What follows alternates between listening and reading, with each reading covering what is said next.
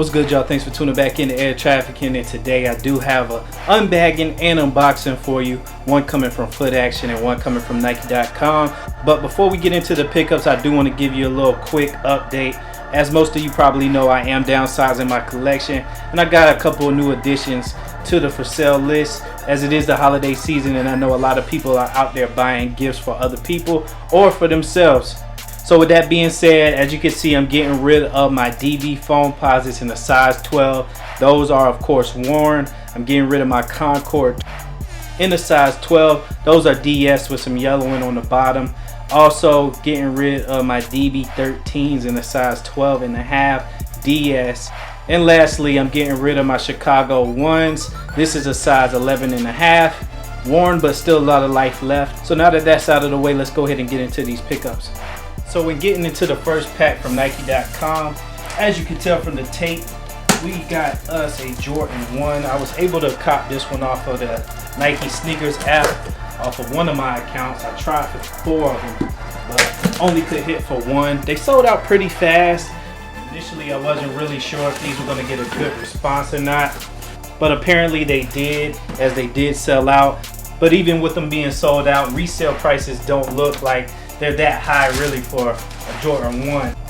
You know, in recent years, the Jordan 1s have been going for like crazy ass prices, like $500, $600, $700, $800 plus, depending on the Jordan 1. And I really just haven't seen that this year. I don't know if it's because they're making a lot more pairs, or if it's because people are more on the Yeezy train now, or the Adidas train. But for someone like me who does like the Jordan 1 silhouette, for those times that I do strike out, then I know around what I'm going to be paying to be able to secure that pair for the collection. As you see here, though, we do have the Jordan 1 top 3. These came out the weekend before last, and I know I'm late probably doing this unboxing. I'm definitely late showing you what I got in the bag because it's been a couple weeks, but better late than never. Really don't have too much to say about these. They dubbed the top 3 specifically because the sneakers are just a mesh of basically 3 of the top Jordan 1 colorways, which are the Chicago, the Band or Bread colorway, and the Jordan 1 Royal. Which you can see that all 3 of those colorways are basically just infused into this sneaker. I can even go as far as to say that it includes the black toe and the fragment colorway as well, but I guess it's easier just to say top 3. Another reason that I found that they call these the top 3s is because Jordan was overall 3rd pick in the NBA draft in '84, which of course at the time would make him one of the top 3 college players at that time. So as I mentioned earlier, I did have another pickup from Footaction. I was able to cop this one off of their sneaker app, which by the way, if you're seeing this and you're looking to get the Space Jams, then make sure you guys log on to your foot site apps and actually put in for your size for the Space Jam 11s, because the reservation's open today and you want to make sure you get that head start. But as I was saying, I only hit for 1 of my sizes on the foot site app, and that was through Footaction. I was able to successfully go into the store and there was my pair. So as you see, I was able to snag me another size.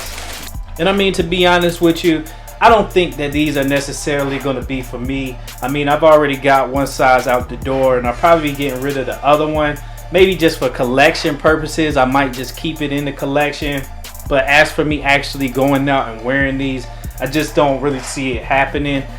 My one issue with all these What The shoes is the fact that they never really keep it subtle.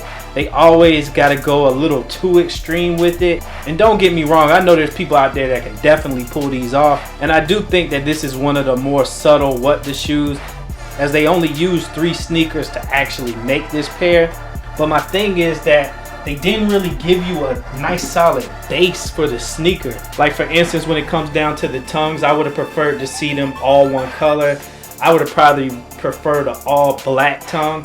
When it comes to the toe caps, I would have preferred them to be the same color, like maybe go with the blue toe cap, maybe keep the bottoms the same color, and then on the back here you could have went with the red, and it still could have been, hey, these got all qualities from the same 3 shoes, the Chicago, the Breads, and the Royals.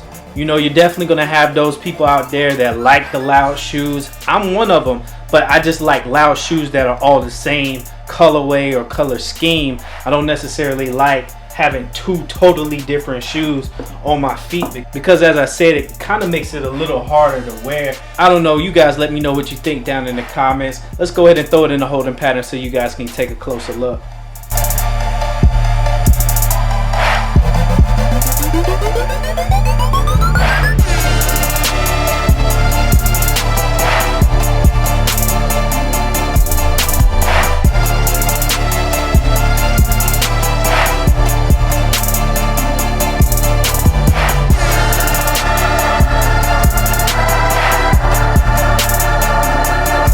Alright guys, well that wraps up this quick unbagging slash unboxing of the Jordan 1 Top 3.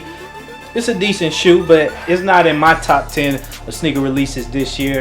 If you guys do need a size 12 or a size 10.5, be sure to hit me up, and don't forget about those for sale kicks that I showed you in the beginning of the video. Be sure to hit the subscribe button if you're not already, and while you're at it, click the notification bell. That way you don't miss any more videos that I drop from here on out. Hit the like button and share the video if you're able to do so. Follow me on Twitter, Instagram, and Snapchat at the name you see on the screen at this time. And keep it locked to Air Traffic for more dope sneaker unboxings just like this one. Until next time, I'm taking off.